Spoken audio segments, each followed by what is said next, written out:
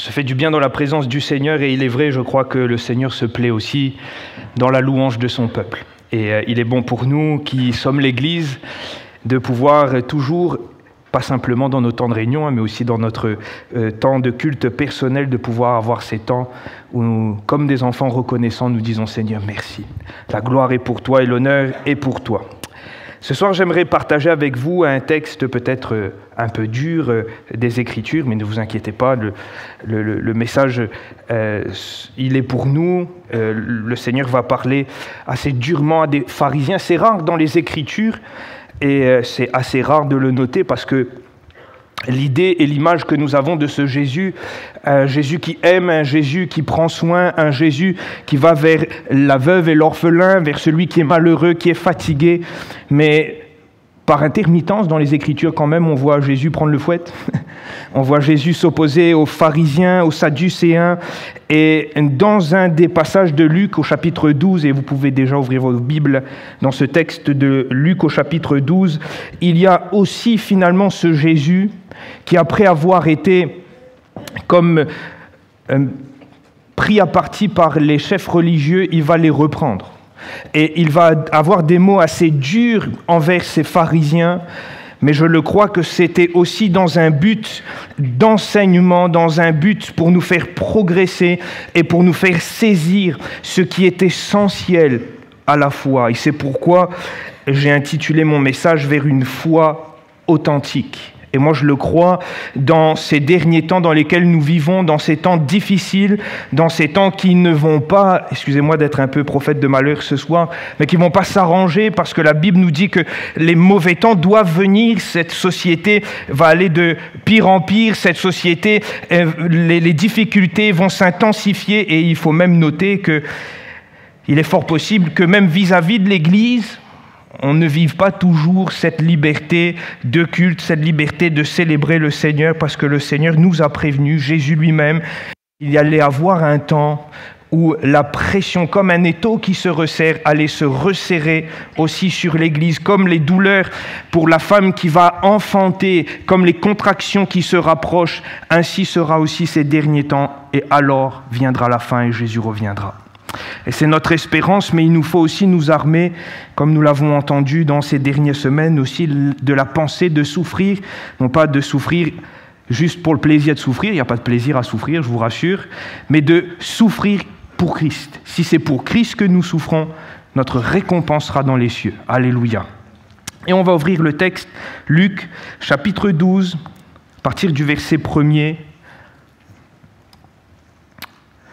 Il est écrit, sur ces entrefaites, les gens s'étant rassemblés par milliers, au point de se fouler les uns aux autres. Jésus se mit à dire à ses disciples, « Avant tout, gardez-vous du levain des pharisiens qui est l'hypocrisie. Il n'y a rien de caché qui ne doive être découvert, ni de secret qui doivent être connus. C'est pourquoi tout ce que vous aurez dit dans les ténèbres sera entendu dans la lumière, et ce que vous aurez dit à l'oreille dans les chambres sera prêché sur les toits. Je vous dis, à vous qui êtes mes amis, ne craignez pas ceux qui tuent le corps et qui, après cela, ne peuvent rien faire de plus. Je vous montrerai qui vous devez craindre. Craignez celui qui, après avoir tué, a le pouvoir de jeter dans la géhenne. Oui, je vous le dis, c'est lui que vous devez craindre. Ne vend-on pas 5 passereaux pour 2 sous ?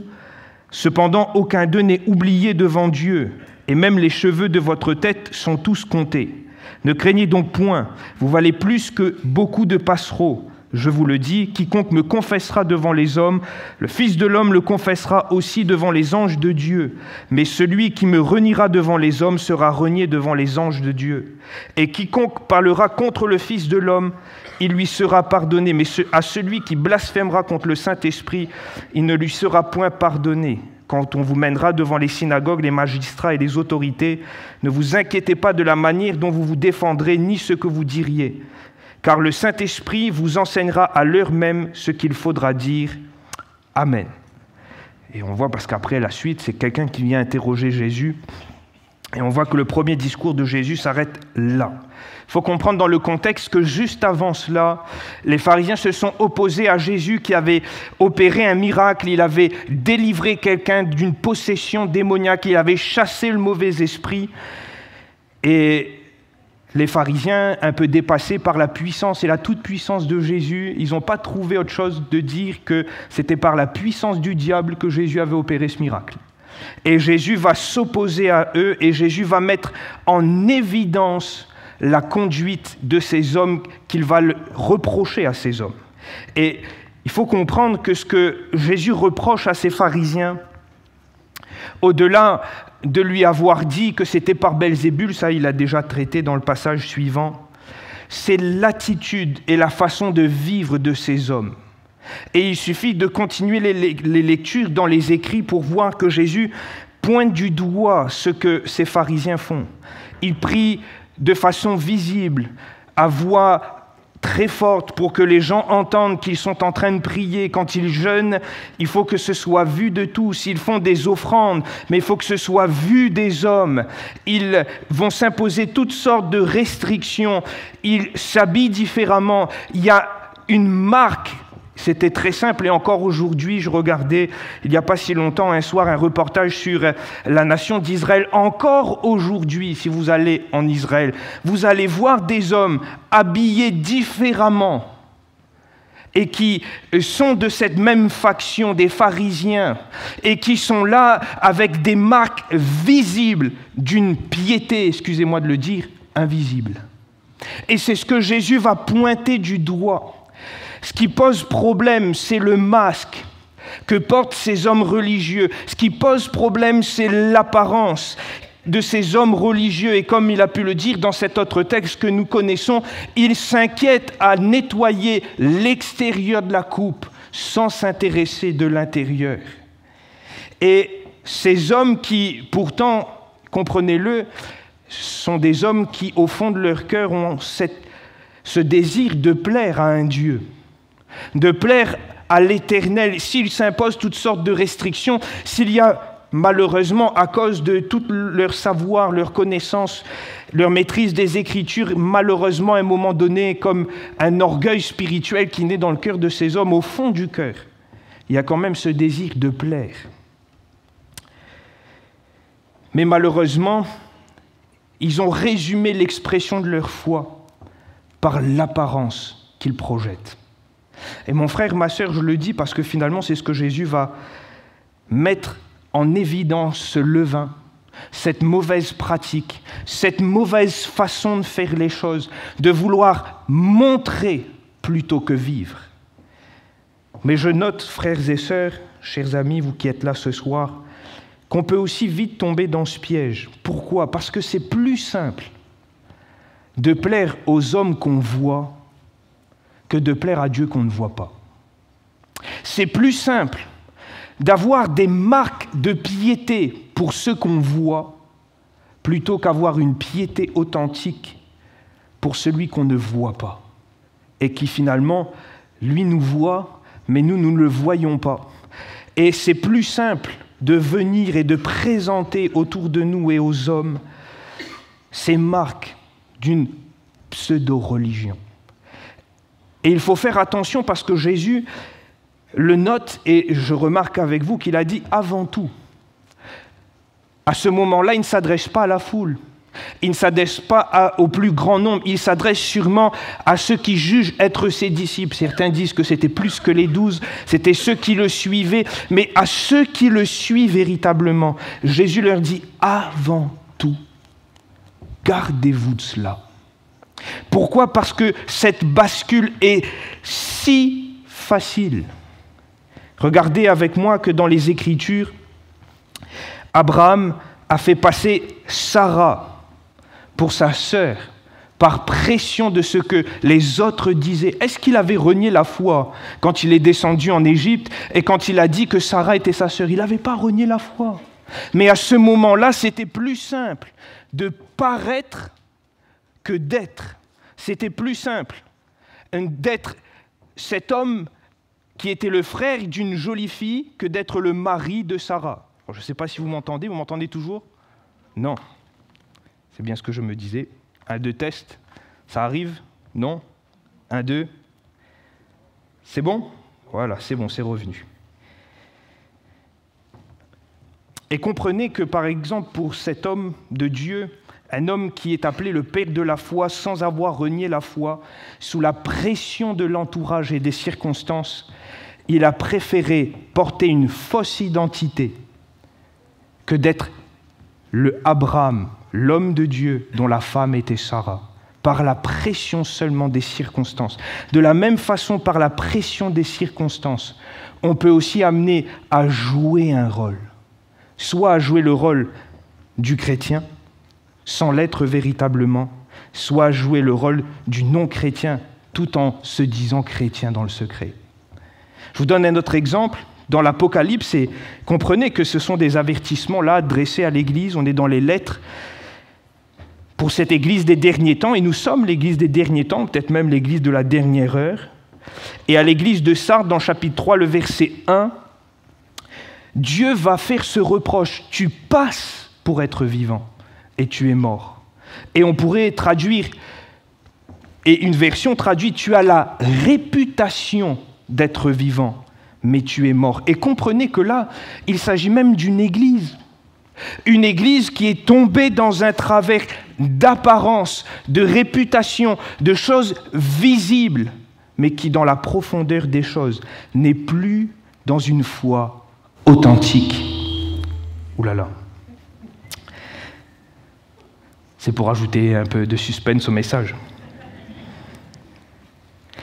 Et comprenez, frères et sœurs, que face à la pression d'un monde d'apparence, face aussi parfois à la pression qu'on pourrait avoir dans toutes sortes de traditions, de conceptions de nos choses, on peut se laisser tomber dans le piège de porter une apparence, tels ces pharisiens qui portent extérieurement le vêtement des pharisiens, qui pratiquent les traditions des pharisiens, qui agissent comme font les pharisiens, mais qui sont très loin de Jésus.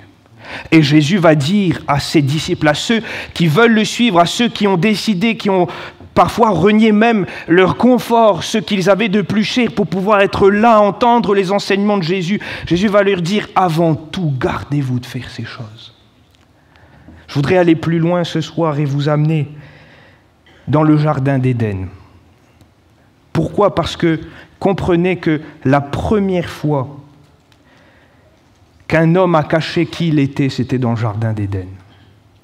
Parce que dans le jardin d'Éden, après que le péché est entré dans ce jardin, il y a eu cette nécessité dans le jardin pour Adam et Ève de se cacher, de se couvrir, de ne plus paraître de la même façon que ce qu'ils étaient. À ce moment-là, et à cause du péché, il y a eu dans le cœur de l'homme ce déclic de se dire « Je ne peux plus me présenter devant Dieu comme je me suis présenté jusqu'à maintenant. Je ne peux plus même me présenter devant Ève comme je me suis toujours présenté maintenant. » Et vous voyez où je veux en venir pour comprendre que, frères et sœurs, c'est le péché qui nous amène à porter des masques, à nous cacher, à faire des choses pour l'apparence, à ne plus vivre une vie authentique, mais à vivre une vie de paraître, à vivre une vie où on passe à être une vie où on paraît bien, où on paraît heureux, où on paraît chrétien,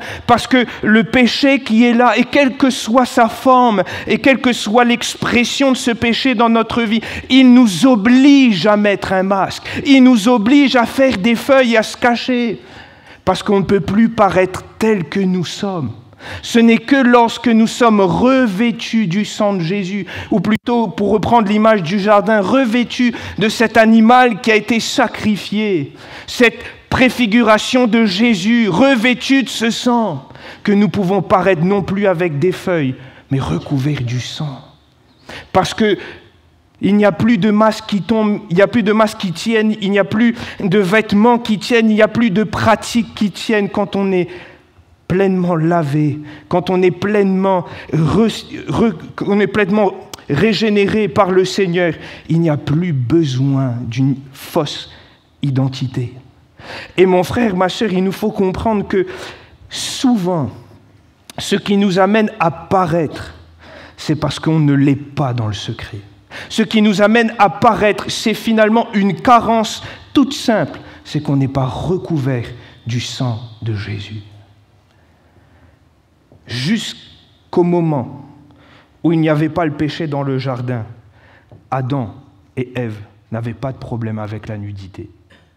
Au moment où le péché est entré, il y a eu besoin, nécessité pour Adam et Ève de se vêtir. Comprenez que malheureusement, ce jeu d'apparence, il a toujours été aussi présent dans le cœur de l'homme. Même dans le cœur du peuple d'Israël, même dans les serviteurs de Dieu, Dieu a toujours eu finalement cette course auprès de l'homme à chercher à faire tomber les masques, à chercher à faire tomber ce qui se faisait dans le secret, à révéler ce qui était caché. Rappelez-vous d'Acan, et même pour le peuple d'Israël, Dieu a toujours été dans cette course pour que le peuple puisse vivre une foi authentique, puisse se présenter sans masque, sans apparat, mais tel qu'il est devant le Seigneur. Et même, je note, après, dans ces écrits des petits prophètes, il y a ce texte de Malachie qui s'adresse au peuple d'Israël, dans le chapitre 3, le verset 8. Et Dieu va dire, mais pourquoi vous me trompez? Pourquoi vous me trompez? Et Dieu va dire, plus loin, vous êtes sous le coup d'une grave malédiction parce que vous me trompez, vous, le peuple tout entier. C'est le verset 9. Et comprenez que c'est quelque chose de finalement grave. Ce n'est pas quelque chose d'anodin de tromper et de paraître alors que nous ne sommes pas. C'est quelque chose qui n'est pas anodin de ne pas vivre une vie authentique. Le Seigneur a loué cette veuve qui a donné des petites pièces dans le tronc parce que c'était tout ce qu'elle avait. Mais il a aussi blâmé le pharisien qui a donné, ça avait à l'apparence de gros trésors, mais qui paraissait d'être une petite goutte dans sa bourse. Et mon frère, ma sœur, il nous faut comprendre, le Seigneur veut aussi mettre l'emphase sur ces choses. Avec le Seigneur, il vaut mieux être que paraître. J'ai même envie de dire qu'avec le Seigneur, on ne peut que être. Ceux qui paraissent, ça ne vaut rien. Parce que dans cet épître et dans l'Apocalypse, Dieu s'en prend à l'église de Sardes, qui a fait semblant, qui a eu une réputation, mais qui n'a pas cultivé une foi authentique. Et je le dis ce soir, c'est un piège dans lequel nous pouvons tomber. Et surtout qu'il faut remarquer que maintenant, ça fait plus de 50 ans que l'œuvre est ici. On est habitué aux célébrations de l'Église, on est habitué au petit train-train de l'Église. Et c'est là, d'autant plus là, à ce moment, parce que nous sommes habitués, parce que nous avons pris le pas de venir toutes les semaines, d'être là le samedi, de ne pas être là juste par religion, mais de venir rendre un culte. De ne pas être là et de ne pas vivre une vie juste par le respect de certaines traditions, coutumes, mais de vivre une foi authentique. C'est ce que Jésus va dire. Et c'est là où Jésus veut nous amener, parce qu'à l'opposition des pratiques, il va dire aux disciples, et il va venir à plusieurs reprises en mettant en opposition la crainte des hommes et la crainte de Dieu. Et il va dire à ses disciples, avant toute chose, ce qui doit animer vos vies, ce qui doit animer votre foi, ce qui doit vous pousser à vivre une foi authentique, c'est la crainte de Dieu. Nous devons être un peuple qui craint l'Éternel. Nous devons être un peuple qui vivons sous la crainte de l'Éternel, qui marchons avec cette sainte crainte de Dieu, comme cela avait été déjà rappelé au peuple d'Israël quand Dieu l'a sorti d'Égypte. Dieu voulait un peuple qui craint son nom, qui craint sa face. Dieu a voulu cultiver une relation dans laquelle le peuple d'Israël puisse vivre et exprimer cette crainte du Seigneur. Et je le crois que dans le Nouveau Testament, dans cette alliance de la grâce où Jésus vient et quitte son ciel de gloire, il est aussi venu pour nous présenter Dieu, il est vrai, mais cette notion de la crainte est toujours présente. Parce que dans les épîtres, on voit l'apôtre Paul ou même l'apôtre Jean ou l'apôtre Pierre venir inlassablement insister sur le fait qu'il nous faut servir, qu'il nous faut offrir un culte avec crainte et tremblement.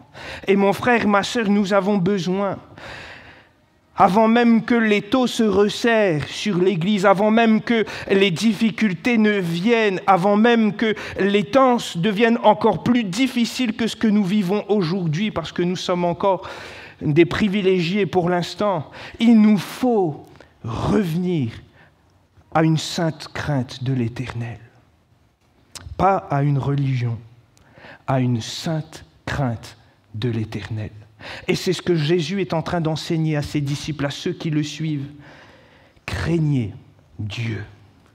Plutôt que la crainte des hommes, plutôt que la crainte d'une institution, plutôt que la crainte de tradition, plutôt que la crainte de pratique, craignez Dieu. Voilà ce qui doit t'animer, voilà ce qui doit m'animer, mon frère, ma sœur, une sainte crainte de Dieu. Alors, il faut aussi peut-être comprendre ce soir que la crainte de Dieu, ce n'est pas cette peur humaine, hein. Cette peur parfois des autorités, surtout quand on est face à des régimes qui sont durs, à des despotes, à ceux qui tiennent le peuple dans une main de fer. Quand on est face parfois à un patron qui fait un excès de zèle et qui use de son autorité, on est dans la crainte. Face à quelqu'un qui est plus fort que nous et qui veut nous taper, on est dans la crainte aussi. Et ça, ce sont les principes de la crainte humaine. Et j'ai bien aimé un homme, une fois, a donné cette image, a dit que la crainte de Dieu, c'est plutôt une idée qui ressemble à ce que nous ressentons quand nous nous arrêtons devant l'immensité de l'océan, ou au bord du Grand Canyon, ou peut-être pour nous, du haut du piton de la Fournaise, ou dans les beaux cirques de Mafat. Quand on réalise finalement soit l'immensité de l'océan, ou l'immensité du vide, ou l'immensité de la nature qui a été créée, finalement craindre Dieu, c'est se tenir devant la réalité de ce que Dieu est. C'est pouvoir se placer devant. Et oui, on ne peut pas être insensible devant ces choses. J'ai déjà fait un peu de marche, pas non plus énormément, mais pour avoir visité quelques sites à La Réunion, il y a des sites qui nous coupent le souffle. Il faut être honnête, quand on est face à certaines merveilles de la nature, on est là comme le souffle coupé, parce qu'on se dit, mais c'est incroyable. Moi, j'ai un peu le vertige, il n'y a pas besoin d'aller trop haut pour que, croyez-moi, que le vide me fait peur. Et de la même façon, craindre le Seigneur, ce n'est pas de se placer devant un Seigneur qui est dur, qui est sévère, qui est avec le bâton, qui est le Dieu du jugement. Jésus est venu nous présenter le Père qui nous aime. Jésus est venu nous présenter la solution pour le salut de l'humanité. Jésus est venu nous ouvrir une porte de grâce. Et Jésus est venu nous présenter le Père. Avoir cette crainte et cette notion de la crainte de Dieu, c'est aussi pouvoir réaliser qui est Dieu. De pouvoir se placer devant les réalités de sa personne et de pouvoir laisser cette réalité nous imprégner, nous dicter qui est Dieu et nous montrer finalement ce que nous devons faire. Il est vrai que quand on se tient devant la réalité de Dieu, oui, sa majesté et sa grandeur va nous pousser sur nos genoux. Parce qu'il est tellement grand, il est tellement majestueux. Regardez Ésaïe, quand il a cette révélation du temple, la majesté de Dieu le pousse sur ses genoux. Bien entendu que lorsqu'on regarde et qu'on se tient devant la réalité de qui Dieu est, sa sainteté m'amène à réaliser combien mon péché est sale.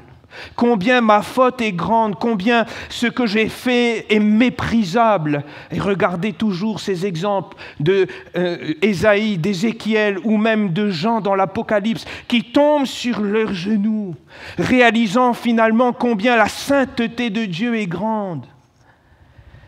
Et oui, mon frère, ma sœur, quand on réalise la grandeur, quand on entre dans cette réalité, qu'on passe du temps à chercher le Seigneur, à chercher qui il est, à considérer sa grandeur, sa majesté, sa sainteté, oui, ça va sûrement nous pousser sur nos genoux. Mais pas dans le sens d'un fouet qui nous accuse. Parce que Ésaïe, cet ange s'est approché et a touché ses lèvres avec un charbon ardent.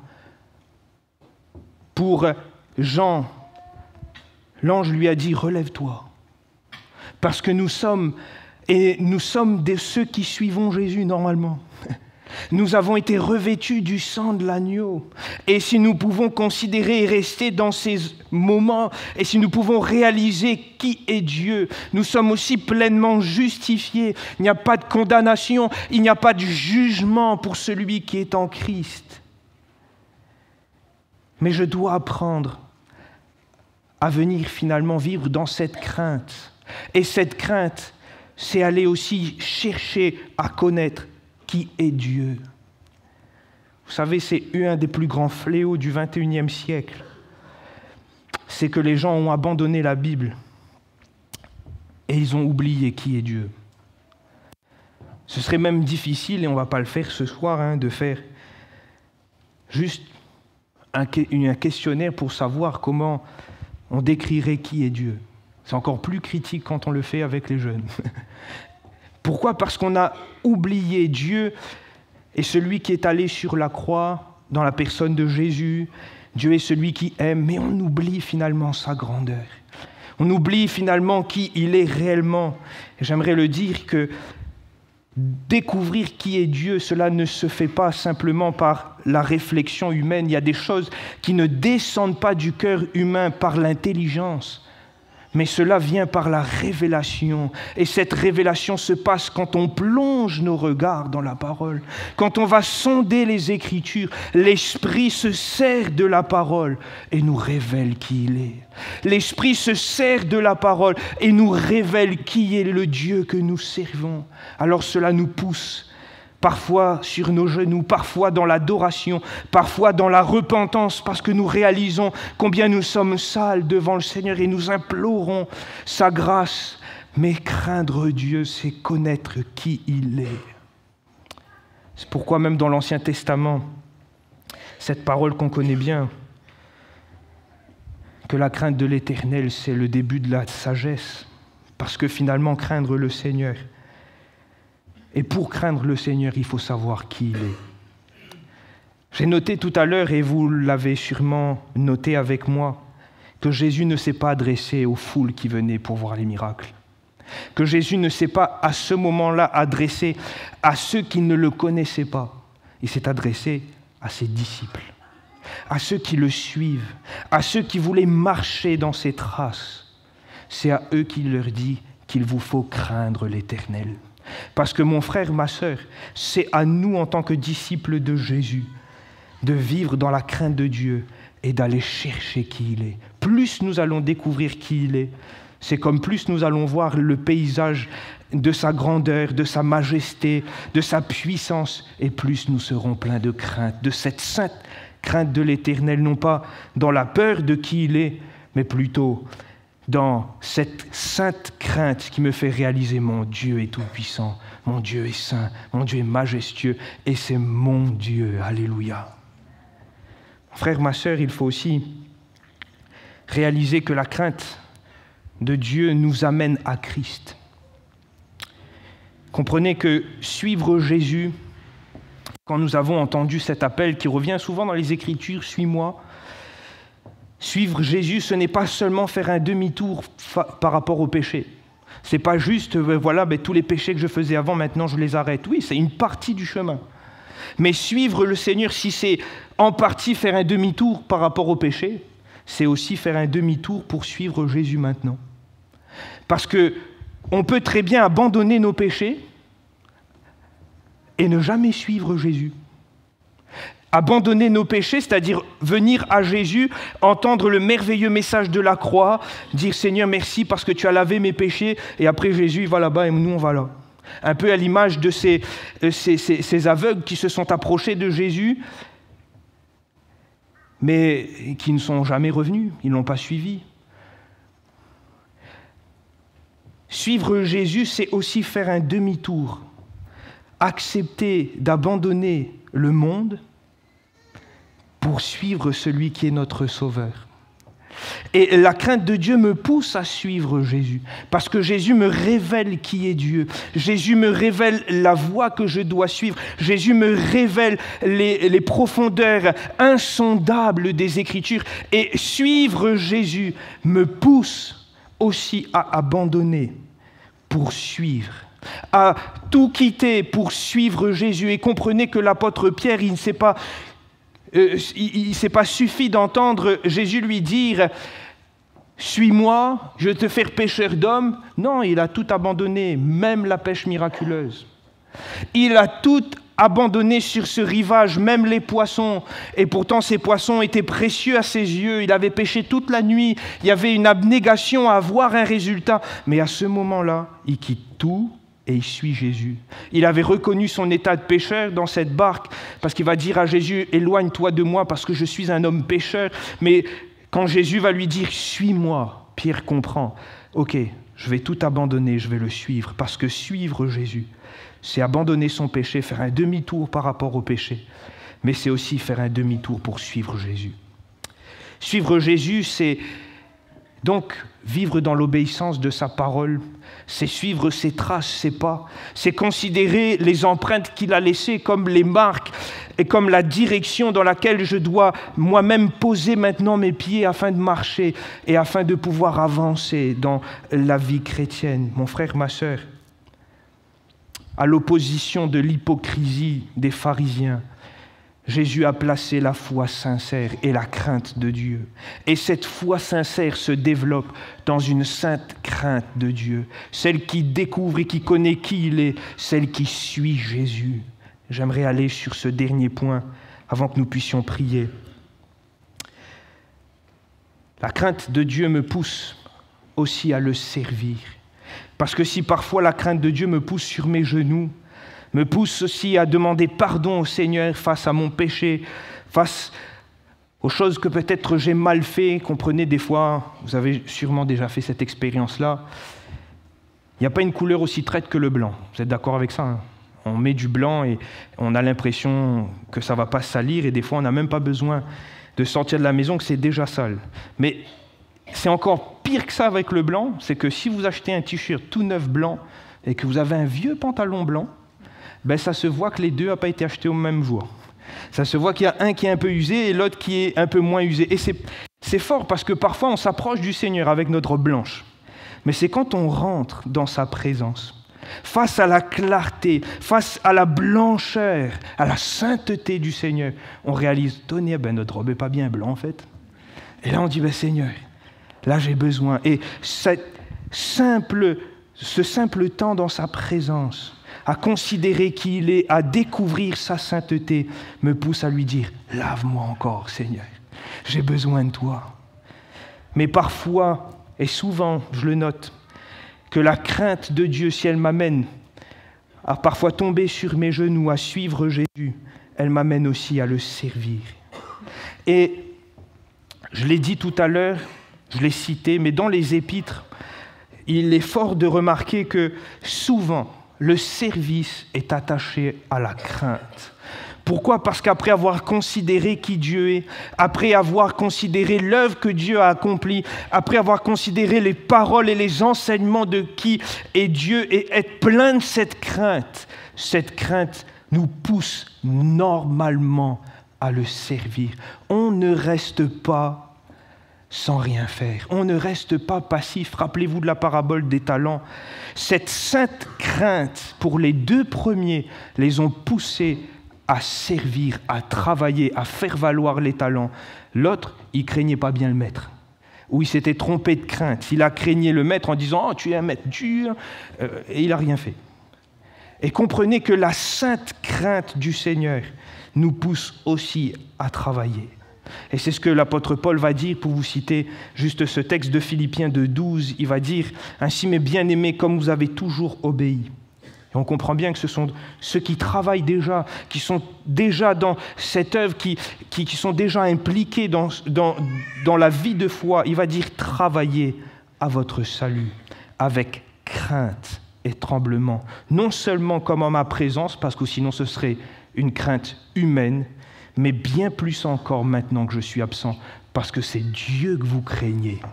Et mon frère, ma sœur, nous devons être animés de cette même crainte qui nous pousse à servir, non pas parce que le pasteur il demande du haut de l'estrade, mais parce que nous aimons le Seigneur. Cette crainte est liée à ce que nous connaissons du Seigneur, à cette intimité que nous vivons et à cet amour que nous avons pour notre Seigneur et notre Roi. Il y a aussi l'auteur de l'Épître aux Hébreux, chapitre 12, et au verset 28. De la même façon, il va dire « C'est pourquoi, recevant un royaume inébranlable ».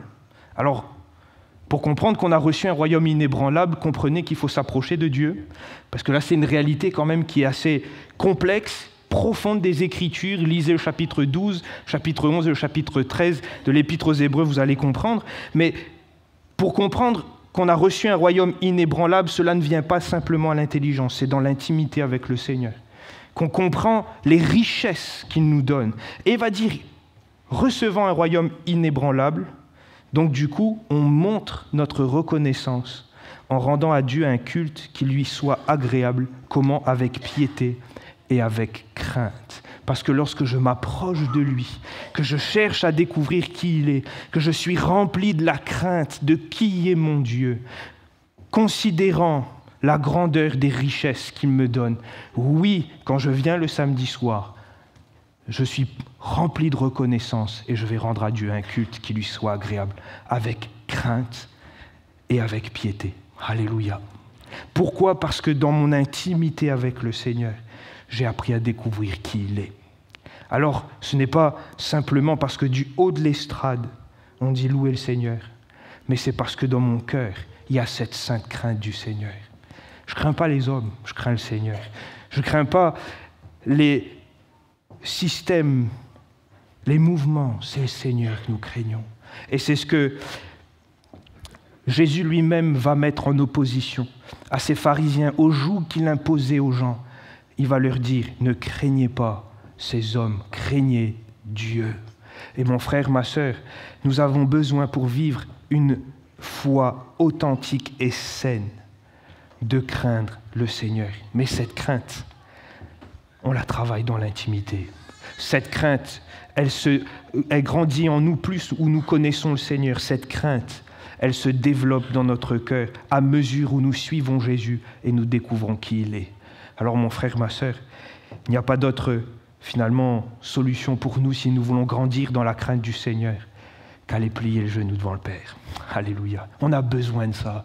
On a besoin, mon frère, ma sœur, on ne peut pas vivre sans respirer, on ne peut pas vivre sans manger. De la même façon, en tant que chrétien, on ne peut pas vivre sans prier, sans manger la parole. C'est une réalité de la vie chrétienne si nous voulons être des chrétiens authentiques. Vivons une vie intime avec Dieu authentique. Alléluia.